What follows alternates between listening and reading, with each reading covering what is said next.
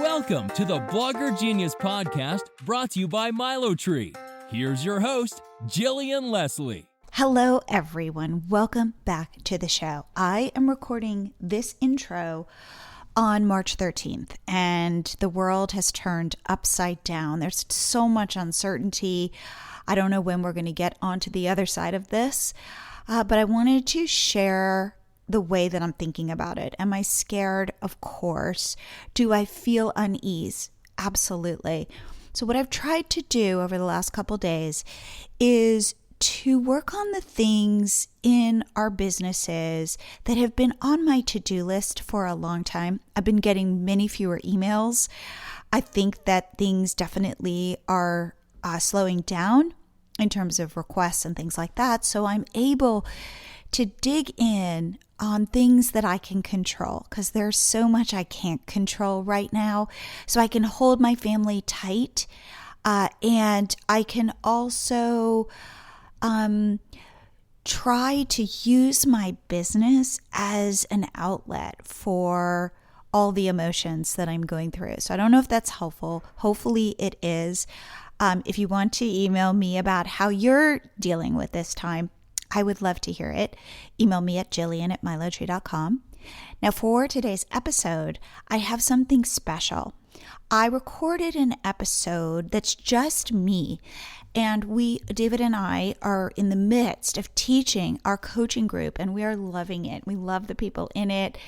And so I've been thinking a lot about building businesses, and I had some observations, realizations, insights that I wanted to share with you because I've been sharing them with my group, and I think they can help set a framework for thinking about making money online. Also, again, like I said, please reach out to me. Let me know what you think of this. And without further ado, here is me. I want you to think about top-down design. And the best way, a good example, is thinking about a planned community. You've got your houses in certain areas and your parks in other areas and your supermarket someplace and your shopping district. And it's all planned top down. And I think about this a lot because here living in Austin is going through all of this interesting change. And something I see repeatedly is there'll be an area of town that has, let's say, a strip mall, and the strip mall's kind of old, and there would never be a reason to go there. And then all of a sudden, you will, because the rents are cheap, you will see a coffee shop emerge from in the shopping center, and you'll go, that's kind of cool, looks a little out of place. And then a couple months later, you'll see a used record store show up next door to it, and then you'll see a cool sushi restaurant emerge from this. And the word I'm using is emerge, and then you look back 6 months later, a year later, and you'll be like, wow, that's become like a funky part of town. But you'll also see the old businesses, and it has this vitality to it, but it also looks a little messy. And this is called emergent business building, which is, it doesn't necessarily have a plan or a structure, but like businesses kind of attract other like businesses, and you can transform something, and it's growing organically. And when I think about online business, I want you to have this idea of emergent business growth in your mind, so that ultimately it might look messy, but it's coming from a place of finding what works and leaning into that. I was recording a podcast yesterday with somebody, and she was interviewing me and said to me, wow, you've got all these unique businesses and they don't necessarily all kind of fit together. How do you deal with that? And I thought about it, and I thought, well, that is really true. So we started with Catch My Party, which, as you know, is, or if you don't know, it's a social photo sharing site. People add their party photos to our site, and we're publishers, meaning we're creating content to help people plan their parties and get ideas. And so it's really B2C, which is business to consumer.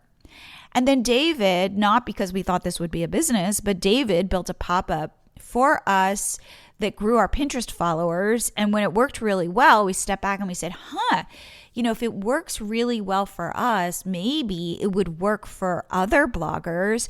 And so we decided to launch it as a separate company called MiloTree. So wow, there we have Catch My Party and MiloTree. And while one came out of the other one, MiloTree is a B2B business. It's a business to business business, and it's a subscription business, and it has many different parts. And the whole monetization strategy is completely different, but it kind of works. And then I said, well, why don't I start a podcast?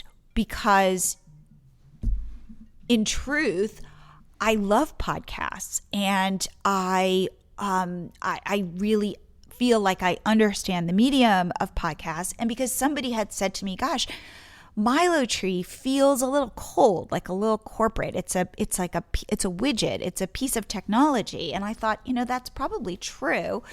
Is there a way for me to put a face to this business, hopefully teach people about how to grow businesses? Remember, I have an MBA from Stanford, so I've gone to school to learn about business. I've built these businesses, maybe, and as somebody on the internet, if you are not a perpetual learner, I think you will easily fall behind because things are changing so quickly. So by having a podcast, I weirdly am able to learn along with my audience. And it gives me this way to reach out to people to say, hey, can I interview you for my podcast? And then can I ask you questions that probably if I were to meet you at a cocktail party, I would never have the guts to ask. But now because I have this platform, I'm able to do that. And so it serves me and helps me grow, but hopefully it helps you grow, and hopefully it supports MiloTree, but it is a separate business. And then now we're doing coaching. And again, because people came to us and said, how do we learn? How do we do this? And David and I thought, well, what if we could work with a small group of people and really dig in and roll up our sleeves? So if you look at all of these areas, they don't quite fit together. It's a little bit like the strip mall. And yet, I think this is the most successful way to build businesses today on the internet. So if in fact your business looks unusual, again, I would say lean into that. If you think about it, we as humans look the way we look because of natural selection. There is purpose to it, but really it's like, well, we've had mutations, and that's why we have why our fingers look the way they look and our arms look the way they look and all of that, but it really is emergent. Remember, we started in the ocean as little single cell organisms, and now we are humans. So use this as a metaphor for building your business on the internet, and assume these are the 3 things that I told my coaching group, which I think was a little shocking to them, but I think can be very powerful. One is building a business on the internet will be messier than you ever could have imagined. And when I say that, what I mean is I put together on Post-its every day a list of things I need to do that day. And I would say maybe half of the time I get through that list, because there are other times in my day where there will be some sort of fire I need to put out, big fire, small fire, who knows, and I will have to leave my to-do list and go work on whatever that thing is, because I've got to keep these businesses running, and it's really I've got a team of people to help me, but at the end of the day, the buck stops with me. So I would say that, and yes, I love Google Docs and Google Sheets, and that's really how I run my business. But so there is a lot of organization behind it, but it's also at the exact same time what I like to call a hot mess, meaning I don't know in the morning exactly what that day is going to look like. And I want you to assume that you won't either.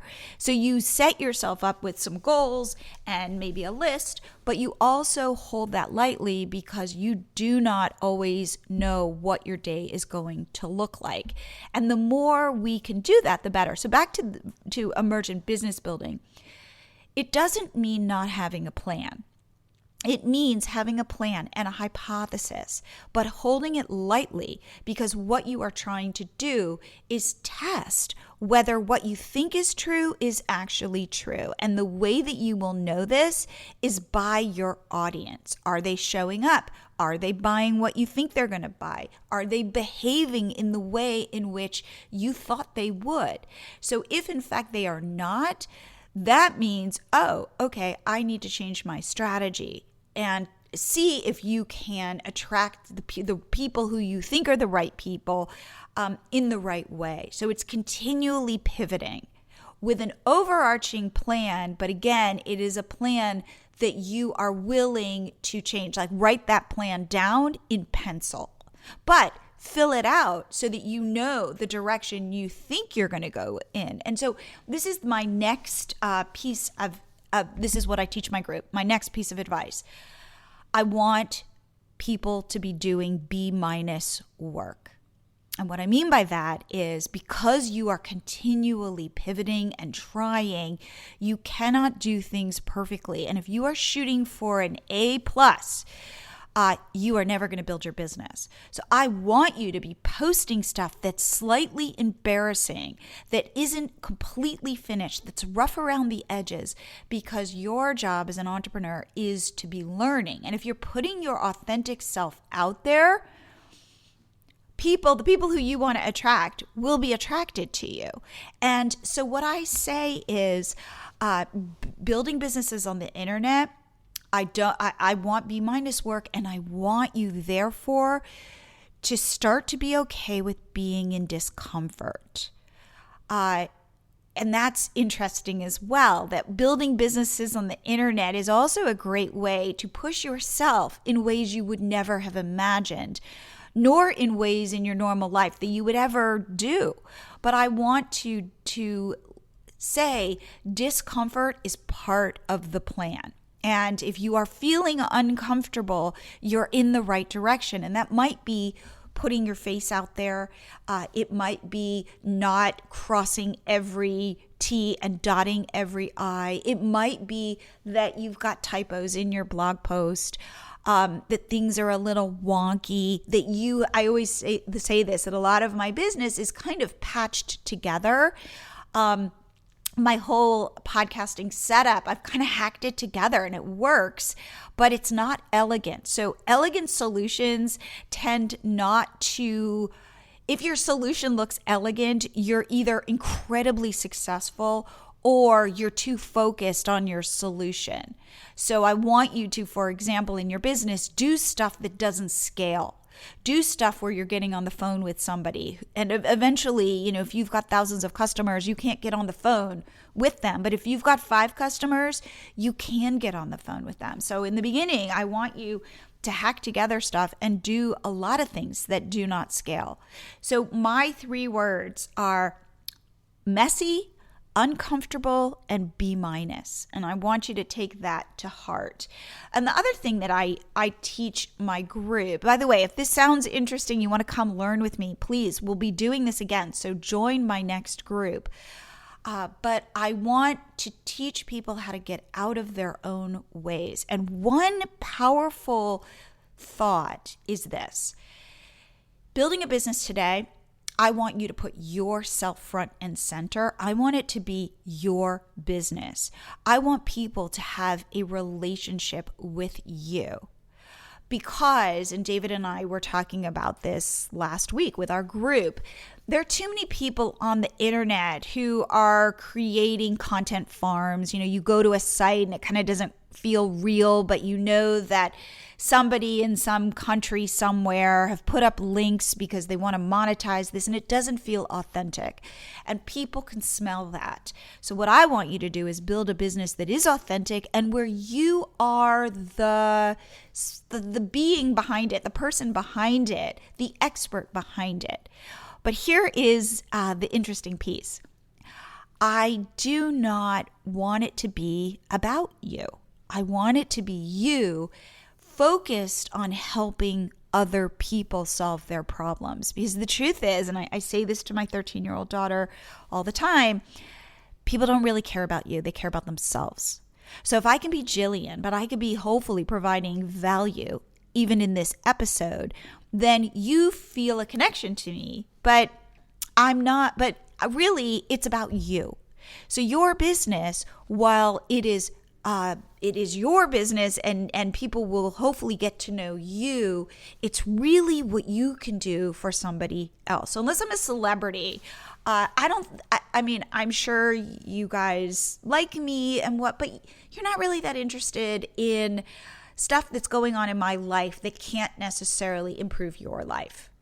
And so the focus has to be away from me and toward you. And it's funny because I would say, more introverted than anything else. But I talked about this in the recording I did with Paula about how I can get up and I can speak in front of hundreds of people because I trick myself by telling myself this isn't about me and it's not about my outfit and it's not about anything, but it is about how can I help somebody or serve somebody else or teach something to somebody else to better their lives.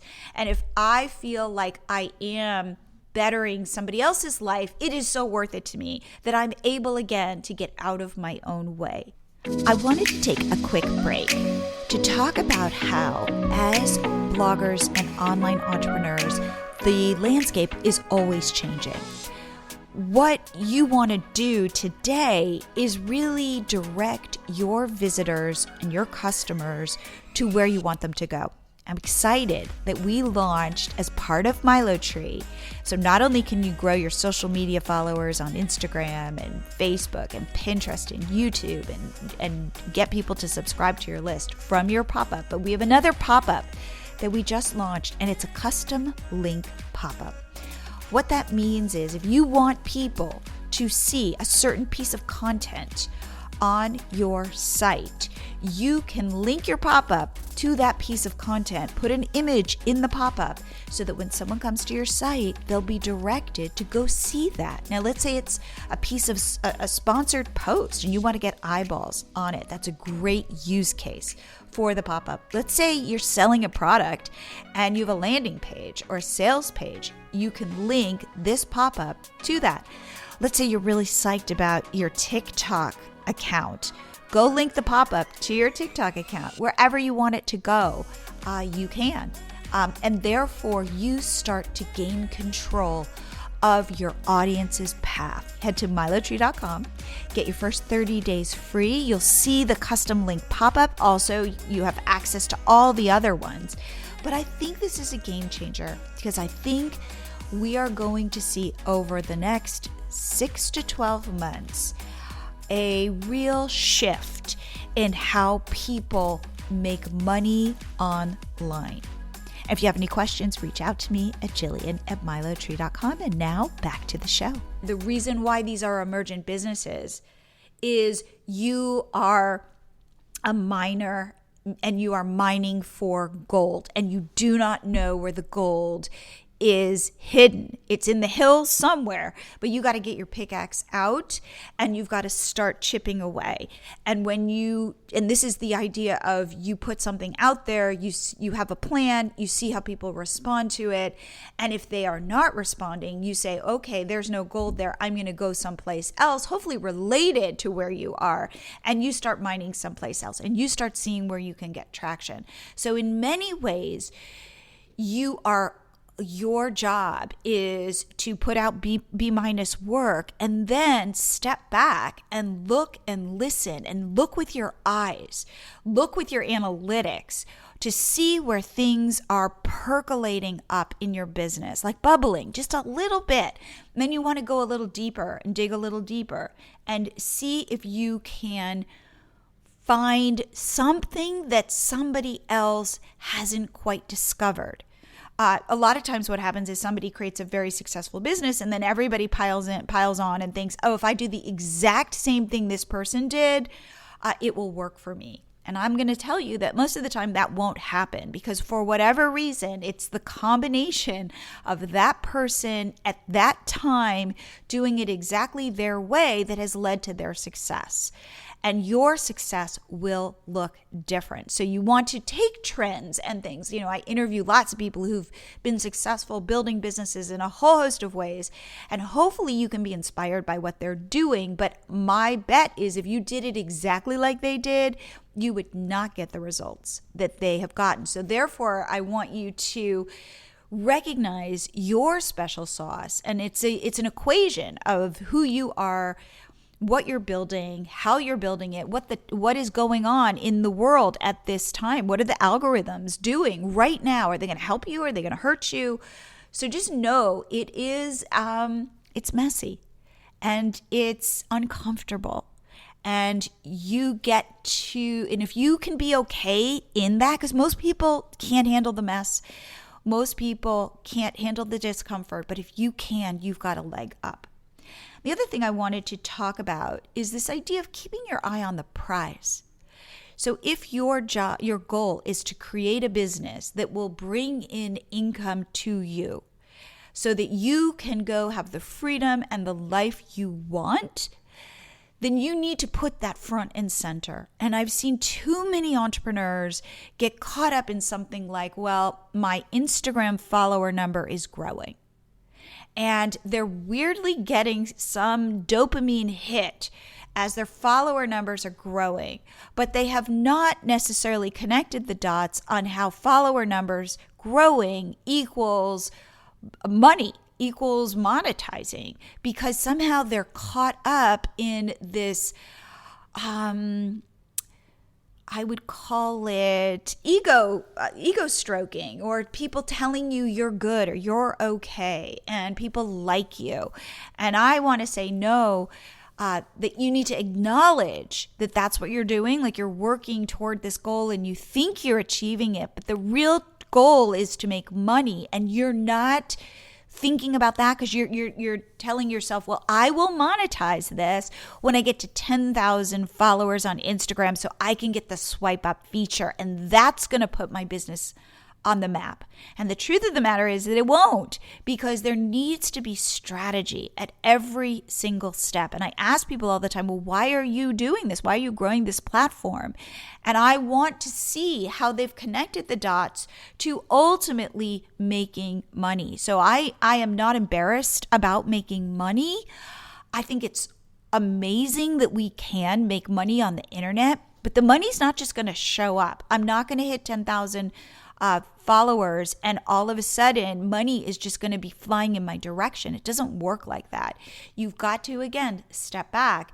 Start at, I need to monetize this. How do I monetize this platform? And build out the pieces from there. So my recommendation here is keep your eye on the prize. And the other thing too is, when Catch My Party started growing, people kept saying to me, well, like, what's your magic bullet? And I would always say, there is no magic bullet. And by the way, it took a while for Catch My Party to grow as large as it has. It was, and I use these terms, which is, it is a long slog. People, in my coaching group are like, well, can I turn this into a business? And I say, you absolutely can, but assume it is going to take time and it is going to take consistent work. You need to be consistently putting out content. Even my podcast, it has now really kind of hit its stride. So thank you to all of you who are listening. But I've been doing this for 2 years. I have over 100 episodes. So don't think that it was this like slam dunk. A lot of times we see people's businesses and they look effortless, but you do not see the effort that has gone into building it. Or somebody will say, I'm an overnight success, and you can be too, but you don't know how many failed attempts happened before their quote unquote overnight success. So I think that being very consistent, this is again where my Google Sheets come in handy.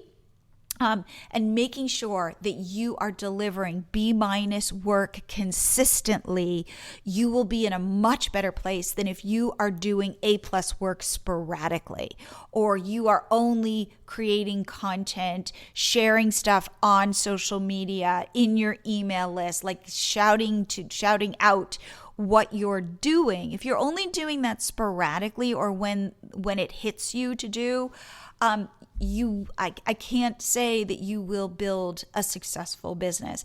And the other thing that I want to talk about, which I think is really on my mind, is this idea of sales funnels, and that we think that they are linear. And we think that people kind of start at the top and then they're getting to know you, and then they're, let's say, seeing some of your content, and then they are debating whether that is, a thing they should buy, and then they make a purchasing decision and then they buy it. And it doesn't work that way. It's really, people are constantly bouncing in and out of your sales funnel, and people are distracted. I think about this. Somebody had given me this marriage advice, and I think it's really, really valid. And maybe it will help you. With David, when I would say, like, let's say Lainey, our daughter, was really little and I was overwhelmed, what I learned was if I said, David, I need you to help more around the house, that he could nod and feel sympathetic, but he had no idea what that meant. But if I said to David, I need you to do the dishes, and I need you to take out the trash, and I need you to fold the laundry, for him that it worked really well, because he knew that in order to make me happy, he needed to do the dishes, take out the trash, and fold the laundry. And then I would be happy. But when I would say things like, you just need to be more helpful, that didn't make any sense to him. I mean, of course, he wanted to be more helpful, but he had no idea what I was even talking about, because he thought he was helpful in all these other ways. I want you to think of your audience in a similar way. Your audience, your customers, are incredibly distracted. They are being pulled in 1,000 directions, and you know this because you in your life are being pulled in 1,000 different directions. Therefore, I want you to think about simplifying your message and telling your audience exactly what you want them to do. If you want them to click here, say click here. If you want them to buy now, say buy now. If you you want to give them it's also like parenting with your children. You want to give them very specific tasks so that they can succeed. Well, we as distracted people in the world today, we want people to tell us what to do.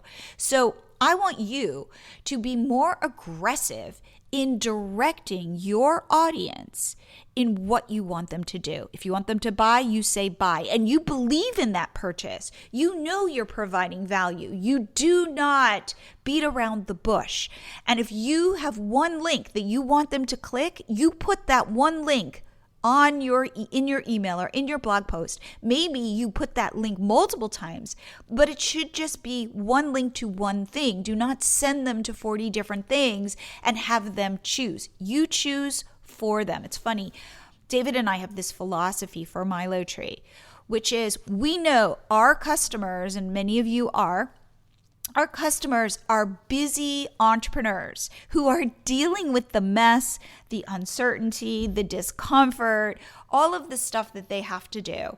And so we said to ourselves, if we could make the decision on our side for you that would work in 95% of the cases, we're going to do it on our end, and we're just going to give you a very easy solution that you can install. You can install your pop-up on your site, in less than 2 minutes. Now, does it have all of these options for customization? It does not, because we thought that created too much mental load on our customer's end.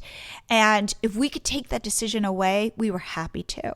And you can email me your feedback on how you think we've done. But I love it when I get feedback that says, oh my God, this was so easy to install. Thank you so much. It was so simple to understand. And there is something called feature creep, where you start building more and more features because you think, oh, and then we need this, and then we need this. And David and I have to stop ourselves and go, is that really necessary? Or is that just feature creep? So I want you to think about that in your business. I want you to assume that your audience, again, is not focused on you. They're not watching you. They're busy in their own lives. And they are popping in and out of your sales funnels. They're popping in and out of your content because, you've sent them an email and then they go, oh yeah, I remember her. And they're clicking over. But do not assume that they are as engaged as you think they might be. Therefore, take that email and resend it with a different subject line to the same audience, to the people who have not opened your email. Do ask for the sale very much, very directly. Do tell people exactly where to click and what they will get out of doing that. The more specific you can be, the better. Do not give your audience so many different choices that it overwhelms them. You tell them, I'm the expert. I know this will help you. Click here. So those are my main thoughts that I just wanted to share. If this sounds interesting to you and you would want to join our next group, to be coached this way, to be pushed into discomfort, to not be told that it's easy, but to tell you that it is that if you can get out of your own way and you can put pretty good work out there consistently, you will be successful. And to embrace the mess, to embrace the emerging discoveries in your business and to see this as a positive thing, then please reach out to me because I would love to coach you in my next group. And I hope this was useful. Please feedback. I love it. Jillian at milotree.com. And I'll be jumping in again, doing these solo episodes. So let me know what you think. And happy emergent business building. I'll see you guys here again next week. And in the meantime, please stay safe, hug your families, and know that we all will get through this together.